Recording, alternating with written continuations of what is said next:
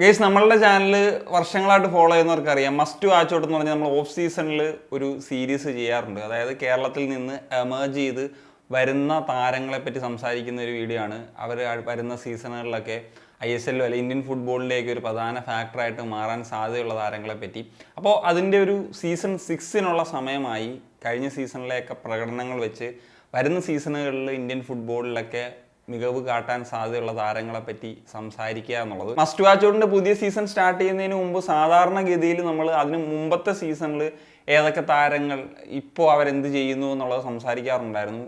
ഇന്നത്തെ ഒരു curtain riser ചെയ്യുന്ന പോലത്തെ വീഡിയോയിൽ നമ്മൾ ആദ്യ സീസൺ മുതലുള്ള പ്ലേയേഴ്സിൻ്റെ ഒരവസ്ഥയൊക്കെ എന്താണ് എന്നുള്ളത്, പ്രധാനപ്പെട്ട താരങ്ങളെ പറ്റി മാത്രമാണ് ഒന്ന് സംസാരിക്കുക. അതിനുശേഷം നമുക്ക് സീസൺ 5 താരങ്ങളിലേക്ക് വരാം. ആദ്യ സീസണിൽ നമ്മൾ സംസാരിച്ചതിൽ ഏറ്റവും പ്രധാനപ്പെട്ട 2 താരങ്ങളായിട്ട് മാറിയത് ഒന്ന് അബ്ദുൾ റബീഹാണ്. റബീഹ് ഇപ്പം ഹൈദരാബാദ് FC താരമായിട്ട് മാറിക്കഴിഞ്ഞു. അന്ന് അദ്ദേഹം ഒരു അക്കാഡമിക് ലെവലിലൊക്കെ യൂത്ത് ലെവലിൽ റിസർവ് സൈഡിലൊക്കെ കളിച്ചുകൊണ്ടിരിക്കുന്ന ഒരു സമയമായിരുന്നു എന്നുള്ളതാണ്. പിന്നീട് നാഷണൽ കോളപ്പ് വരെ കിട്ടി. ഏഷ്യൻ ഗെയിംസിൽ ഇന്ത്യക്ക് വേണ്ടി മത്സരങ്ങളൊക്കെ കളിച്ചിട്ടുള്ള ഒരു താരമായിട്ട് മാറിക്കഴിഞ്ഞു. ഇപ്പോൾ ഒരു ഡിമാൻഡുള്ള ഒരു വിങ്ങറായിട്ട് തന്നെ അദ്ദേഹത്തിന് മാറാൻ സാധിച്ചു എന്നുള്ളതാണ്. പിന്നെ പറയേണ്ട കാര്യം റിഷാദ് PP എന്ന് പറഞ്ഞിട്ടുള്ള ഗോകുലം കേരളയുടെ പ്ലെയറാണ്. അദ്ദേഹം അന്ന് I ലീഗിലൊന്നും കളിച്ചിരുന്നില്ല. പക്ഷേ ഇന്ന് I ലീഗിലെ വൺ ഓഫ് ദി ഒരു ബെസ്റ്റ് മിഡ്ഫീൽഡേഴ്സിൽ ഒരാളായിട്ട് മാറാൻ അദ്ദേഹത്തിന് സാധിച്ചിട്ടുണ്ട് എന്നുള്ളതാണ് എടുത്തു പറയേണ്ട കാര്യം. പിന്നെ നമ്മൾ സീസൺ 2 ചെയ്തിട്ടുള്ള താരങ്ങളെന്ന് വെച്ച് കഴിഞ്ഞാൽ ബിജോയ്, സച്ചിൻ സുരേഷ്, മുഹമ്മദ് റാഫി, നെമിൽ എന്നീ താരങ്ങളാൽ. ഈ താരങ്ങളൊക്കെ തന്നെ ഇപ്പോൾ ISL ടീമുകളുടെ ഒരു സീനിയർ പ്ലേയേഴ്സായിട്ട് മാറിക്കഴിഞ്ഞു എന്നുള്ളതാണ്. നമ്മൾ 2021 ഈ പ്ലേയേഴ്സിനെ പറ്റി സംസാരിക്കുന്ന സമയത്ത് അവർ ISL കളിക്കുകയും ചെയ്തിട്ടുണ്ടായിരുന്നില്ല എന്നുള്ളതാണ്. ഇനി സീസൺ 3 വളരെ ഇൻട്രസ്റ്റിംഗ് ആണ്.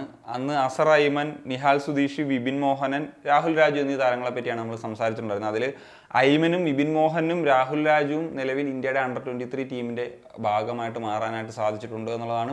അസറാണെങ്കിലും നിഹാൽ സുധീഷ് ആണെങ്കിലും ഒരു പ്രോമിസിങ് ടാലൻ്റ് ആണ് എന്നുള്ള കാര്യത്തിൽ യാതൊരു വിധത്തിലുള്ള സംശയമില്ല. ഇനി സീസൺ 4 2 താരങ്ങളെ പറ്റി മാത്രമാണ് സംസാരിച്ചത്. ഒന്ന് മുഹമ്മദ് സനാനും അതിനുശേഷം മാളവിക എന്ന് പറഞ്ഞിട്ടുള്ള വുമൻസ് ടീമിലെ താരം. അപ്പം സനാൻ അതിനുശേഷം ISL ജംഷഡ്പൂർ FCയിൽ സൈൻ ചെയ്തു. ഇപ്പം ജംഷഡ്പൂർ FCയുടെ ഒരു ഫസ്റ്റ് ചോയ്സ് വിങ്ങറായിട്ടൊക്കെ മാറാൻ സാധിച്ചു. അണ്ടർ-23 ടീമിൻ്റെയും ഭാഗമായിട്ട് മാറി. മാളവികയാണെങ്കിൽ അന്ന് കേരള ബ്ലാസ്റ്റേഴ്സിൻ്റെ വുമൻസ് ടീമിൽ KWL കളിക്കുന്ന സമയത്താണ് നമ്മൾ വീഡിയോ ചെയ്തത്. നിലവിൽ താരം ഇന്ത്യൻ ദേശീയ ടീമിൻ്റെ ഭാഗമായിട്ട് മാറിയിട്ടുണ്ട്. AFC ഏഷ്യൻ കപ്പ് ക്വാളിഫയേഴ്സിൽ കളിച്ച ഒരേ ഒരു മലയാളിയാണ്. ഗോളും ഒക്കെ സ്കോർ ചെയ്യാനായിട്ട് മാളവികയ്ക്ക് സാധിച്ചിട്ടുണ്ട് എന്നുള്ളതാണ്. ലാസ്റ്റ് സീസണിൽ നമ്മൾ സംസാരിച്ച താരങ്ങളിലേക്ക് ഇനി വരാം. മുഹമ്മദ് സുഹൈൽ എന്ന് പറഞ്ഞിട്ടുള്ള പഞ്ചാബ് FCയുടെ താരം RFDLിലൊക്കെ ഒരു ഗോൾഡൻ ബോൾ വിന്നിങ് പ്ലെയറായിട്ട് മാറിയ സമയത്താണ് നമ്മൾ സംസാരിച്ചത്. എന്നാൽ ലാസ്റ്റ് സീസണിൽ ആദ്യമൊന്നും അദ്ദേഹത്തിന് അങ്ങനെ അവസരം കിട്ടിയില്ല.